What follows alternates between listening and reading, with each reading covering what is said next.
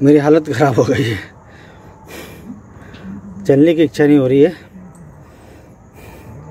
लेकिन देखना है कि बौद्धकालीन जो इतिहास है कैसा था, इसलिए थोड़ा सा देखना जाना तो पड़ा। हाँ तो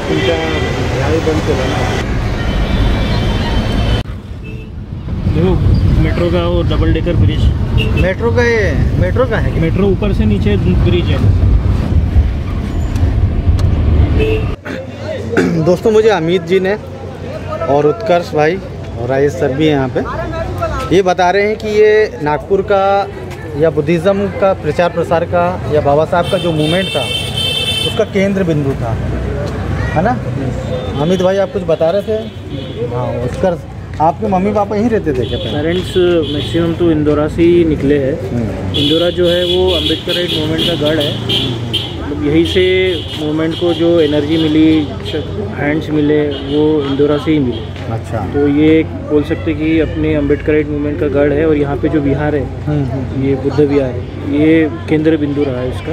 अच्छा। और बनते सूर्य ससाई भी यहीं पे रहते हैं। अच्छा। और जब से वो आए थे तब से उन्होंने यहीं पे विहार वगैरह बनवाए और यहीं से रहते थे, और लोगों को बाबा साहेब के मूवमेंट के लिए और बुद्धिज़्म के लिए उन्होंने बहुत जागरूक किए। और काफ़ी मतलब 55 साल के आसपास उनका पूरा कार्य यहाँ अभी उनका रहा है।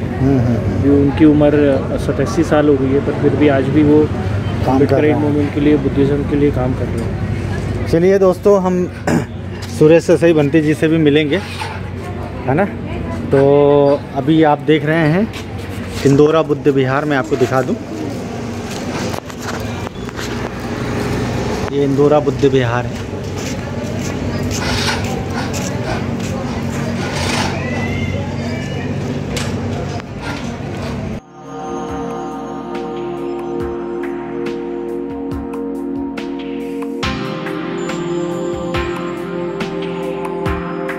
तो हम निकल चुके हैं नागार्जुन टेकड़ी के लिए, और आगे वाली जो कार चल रही है उसमें भंते सूर्य ससाई और साथ में फुलसिंह लामा और एक भंते और हैं उत्कर्ष भाई। क्या नाम है उनका? नाम याद नहीं होता आपको? राजेश सर आप जानते हैं क्या? नहीं, वो अमित को पता है। कर्नाटक के है, कर्नाटक के है, अमित कांटेक्ट में है। अच्छा। लगभग हम कहाँ कब पहुँच जाएंगे? अभी अपन 1 घंटे में पहुँच जाएंगे अपन रामटेक। अच्छा, 1 घंटे में रामटेक पहुँच जाएंगे। और आप भंते सूर्य ससाई जी के बारे में कुछ बता रहे थे। सूर्य ससाई जी का मतलब जब 32 साल के थे तब वो नागपुर आए थे। हाँ। बाबा साहेब के मिशन से प्रेरित होकर, बाबा साहेब के विचारों से प्रेरित होकर वो नागपुर आए थे। और अभी समझ लीजिए 87 साल उनकी अभी उम्र है। हाँ। तो उनको 55 साल हो गए नागपुर में, भारत में कार्य करते हुए बाबा साहेब के मूवमेंट पे और बुद्धिज़्म के लिए।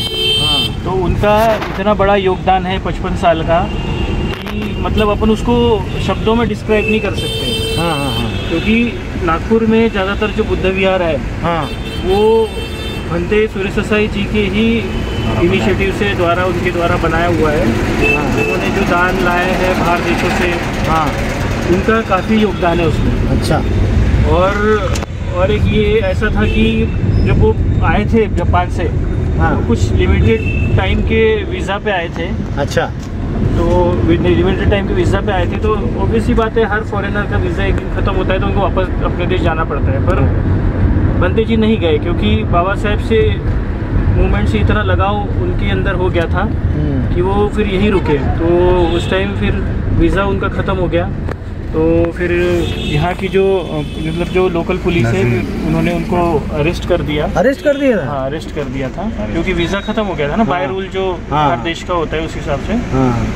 फिर उनको अरेस्ट कर दिए थे और उनको जल्द से जल्द रिहा किया गया। अच्छा। तो फिर वो आंदोलन होने के बाद फिर भंते जी को भारत की नागरिकता भी मिली। और आज वो बाबा साहेब के मूवमेंट के लिए निरंतर काम कर रहे हैं। अच्छा। 1993 की बात है, 1993 की। तो राजीव गांधी जी आए थे नागपुर, तो उनसे मिले थे। राजीव गांधी भी मिले हैं, सूर्य ससाई जी से मिले थे। तो उनको राजीव गांधी जी ने आर्य नागार्जुना ये उपाधि दिए थे। अच्छा, नाम ये उन्होंने दिए क्या? आर्य नागार्जुना। सूर्य ससाई तो उनका जैपनीज नेम है, पर आर्य नागार्जुना ये उपाधि राजीव गांधी जी ने दी थी। इतना कुछ कैसे मालूम आपको? बुजुर्ग टाइप के लग रहे हो आप। हाँ? बस जुड़े हैं मूवमेंट से, पता चलता है। हाँ, चलो महत्वपूर्ण जानकारी दी है आपने।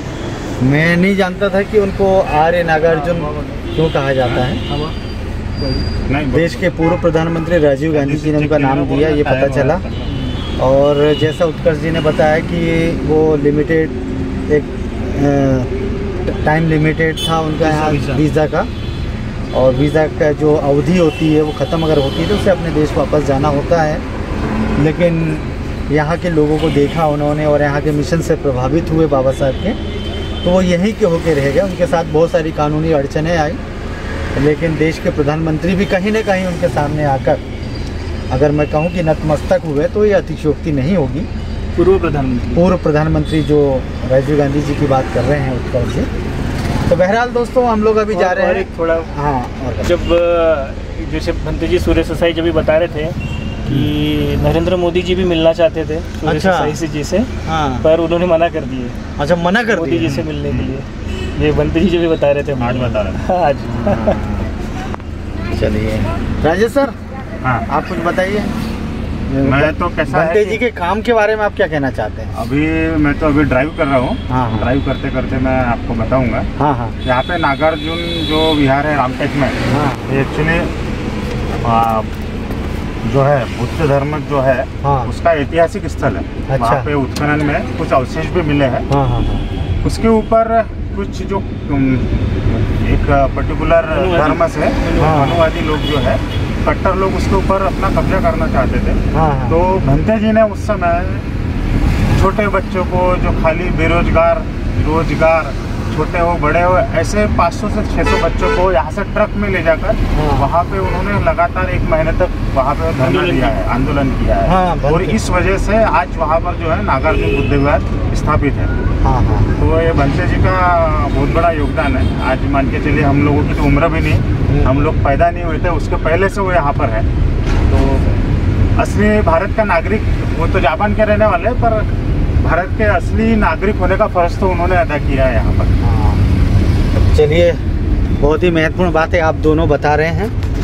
पहले भी कहा था कि ब्लॉग बनाने का उद्देश्य हंसी मजाक ही नहीं है, मनोरंजन नहीं है।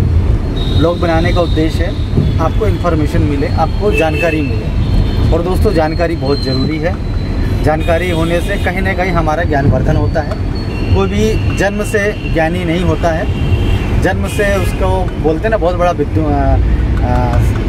बुद्धिजीवी है ना, विद्वान है, ऐसा यही छोटा छोटा हमारे आस पड़ोस में जो ज्ञान बिखरा पड़ा है उसे इकट्ठा करना पड़ता है। तो अब ज़्यादा ज्ञान नहीं देता हूँ आपको, आगे चलते हैं। ये दूसरा काम चलो।